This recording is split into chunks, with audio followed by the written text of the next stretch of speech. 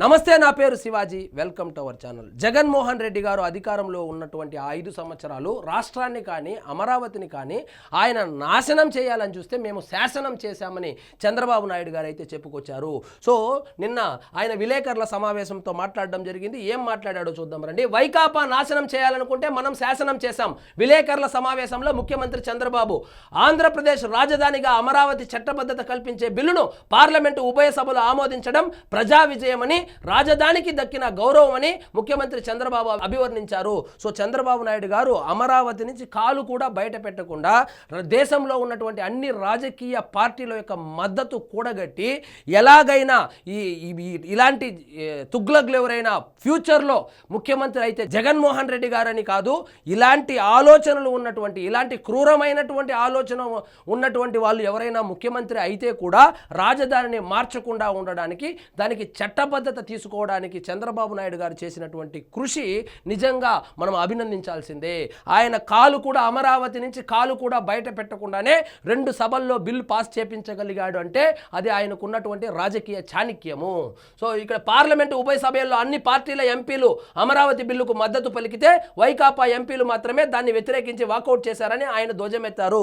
ఇక్కడ దరిద్రం ఏమిటంటే ఆంధ్రప్రదేశ్కి సంబంధించినటువంటి బిల్లు, 29,000 మంది రైతులకు సంబంధించినటువంటి బిల్లు, 34,000 ఎకరాలు స్వచ్ఛందంగా ఇచ్చినటువంటి రైతులకు సంబంధించినటువంటి ఆ బిల్లు, 5 కోట్ల మంది భవిష్యత్తుకు సంబంధించినటువంటి బిల్లులో ఆంధ్రప్రదేశ్లో రాజకీయాలు చేస్తూ ఆంధ్రప్రదేశ్కు చెందినటువంటి వైఎస్ఆర్సీపీ పార్టీ వాకౌట్ చేస్తే దేశవ్యాప్తంగా ఉన్న అన్ని ప్రాంతీయ పార్టీలు, జాతీయ పార్టీ బీజేపీ కావచ్చు, అదేవిధంగా కాంగ్రెస్ కావచ్చు, బద్ధ శత్రువులైనప్పటికీ కూడా బీజేపీ కాంగ్రెస్లు కలిసి ఈ బిల్లుకు ఆమోదం తెలిపి చట్టబద్ధత కల్పించి 29,000 మంది రైతులకు న్యాయం చేశారు. అదేవిధంగా 5 కోట్ల మంది ఆంధ్రులకు భరోసాను కల్పించారు.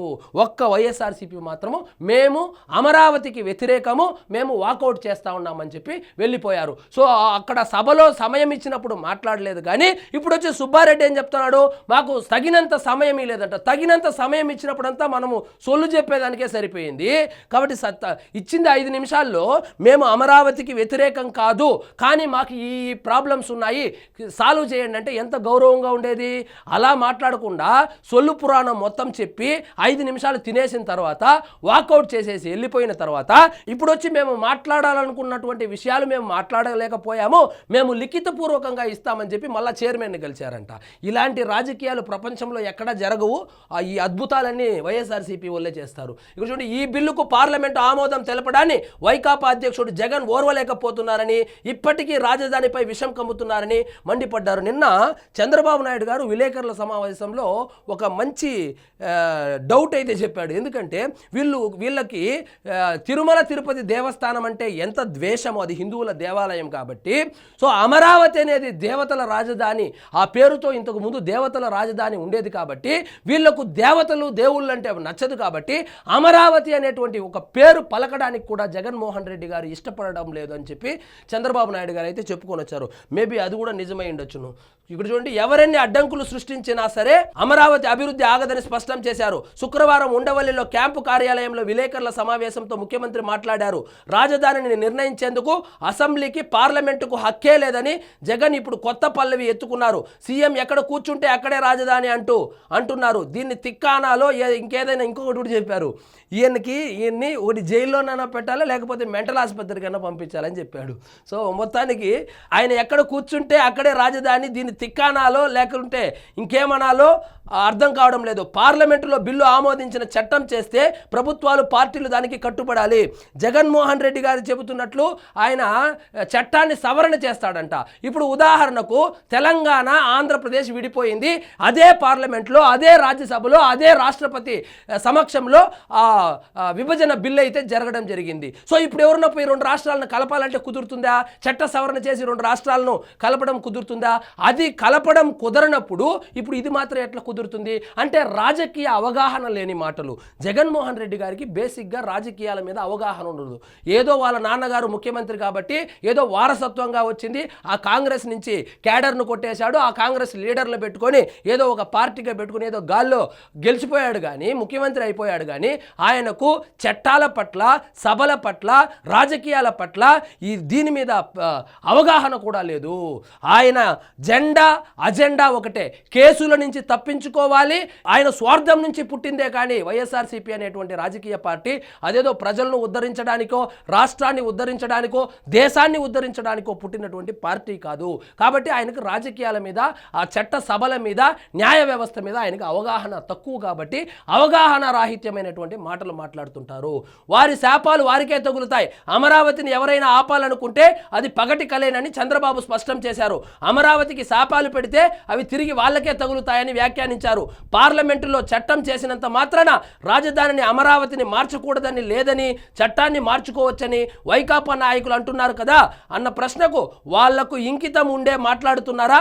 ఒకసారి రాజధాని కట్టాక తుగ్లక్లు వచ్చి మారుస్తామంటే కుదరదు. ఎవరిష్టానికి వాళ్ళు చేస్తామంటే కోర్టులు ఊరుకుంటాయా? ఇంత తిక్కగా మాట్లాడే వాళ్ళు నాయకుల, వాళ్ళలో కొందరు మంత్రులుగాను పనిచేశారు. వాళ్ళు మంత్రులు ఎలా అయ్యారో నాకు అర్థం కాలేదు. మీకు అర్థం కాలేదేమో సార్. వాళ్ళు ఎలా మంత్రులు అయ్యారంటే జగన్మోహన్ రెడ్డి గారు చేశారు. అదే మైండ్ సెట్తో ఉంటారు కాబట్టి, సో అదే మైండ్ సెట్తో ఉండే వాళ్ళందరినీ గ్యాదర్ చేసుకొని పార్టీ పెట్టుకున్నాడు. కాబట్టి ఆయన ఇష్టం వచ్చిన వాళ్ళకి ఆయన మంత్రులు మార్చినట్లంతా రాజధానిలో మార్చొచ్చని ఆయన అనుకుంటున్నాడు. సో ఇదేమైనా బాడుకి ఇంట్లో దిగితే ఇల్లు బాగాలేదు, వాస్తు బాగాలేదని చెప్పి పక్కదానికి వెళ్ళేదానికి ఇది సొంతం కాదు, ఇది నీ సొంతం కాదు, నీ వ్యక్తిగతం కాదు, ఇది రాష్ట్రానికి సంబంధించినటువంటి విషయము. 5 కోట్ల మంది ఆంధ్రుల యొక్క భవిష్యత్తుకు సంబంధించినటువంటి విషయము. నీ తుగ్లక్ నిర్ణయాలు నువ్వు తీసుకున్నా కూడా దానికి చట్టబద్ధత వచ్చింది కాబట్టి ఇప్పుడు చట్టాలు ఉన్నాయి, న్యాయ వ్యవస్థ ఉంది. ఎలాంటి తుగ్లక్ వచ్చినా కూడా ఇక మార్చడానికి కుదరదు అని చెప్పుకుని వచ్చారు. రాజధాని నిర్మాణం ఒక్క రోజులో అయ్యేది కాదు.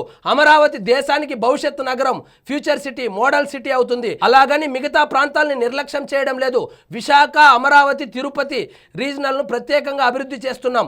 రాజధానికి ఇప్పటికే ప్రపంచ బ్యాంకు, హడ్కో, నాబార్డ్, నాఫెడ్ వంటి సంస్థలు రూపాయి 40,000 కోట్లకు పైగా రుణం మంజూరు చేశాయి. 56,000 కోట్ల విలువైన పనులు జరుగుతున్నాయి. 2028 నాటికి అమరావతి మొత్తం పూర్తవుతుందా అని కొందరు 2 లక్షల కోట్లు కావాలని, 5 లక్షల కోట్లు కావాలని కొందరు రకరకాలుగా మాట్లాడుతున్నారు. రాజధానిలో 2028కి ప్రధానమైన పనులన్నీ ఒక కొలిక్కి వస్తాయి.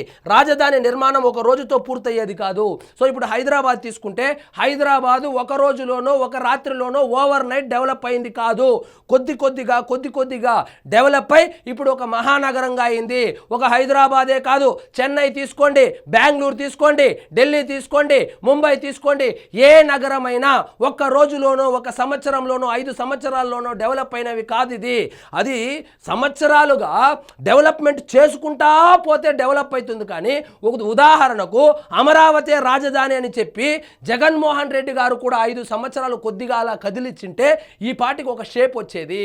సో దాన్ని చంపేయాలనేటువంటి ఉద్దేశంతో అక్కడ ఆల్రెడీ కట్టి ఉన్నటువంటి నిర్మాణాలు ఏవైతే ఉన్నాయో, బిల్డింగ్లు ఏవైతే ఉన్నాయో వాటిని కూడా పాడుబడేలాగా చేసినటువంటి వ్యక్తి జగన్మోహన్ రెడ్డి గారు. అక్కడ ఉన్నటువంటి ఐరన్ కొట్టుకొని వెళ్ళిపోయారు, ఇసుక దొంగలించుకొని వెళ్ళిపోయారు, ఇటుకలు దొంగలించుకొని వెళ్ళిపోయారు, పైపులు దొంగలించుకొని వెళ్ళిపోయారు. సో రాజధానిని కట్టాలనేటువంటి ఉద్దేశం ఉంటే ఈ మొత్తం కట్టడానికి చేత కాకపోయినా చంద్రబాబు నాయుడు గారు ఎక్కడ వదిలిపెట్టి వెళ్ళారో దాన్ని కొంచెం కంటిన్యూ చేసింటే ఈరోజు ఇంత ప్రాబ్లం వచ్చేది కాదు. కానీ అలా చేస్తే జగన్మోహన్ రెడ్డి గారు ఎందుకు అవుతారు? కాబట్టి ఆయన చేయలేదు. సో ఇదండి ఈరోజు మన టాపిక్. మీకు ఈ వీడియో నచ్చినట్లయితే లైక్ చేయండి, షేర్ చేయండి, ఛానల్ మాత్రం సబ్స్క్రైబ్ చేసుకోవడం మర్చిపోవద్దు.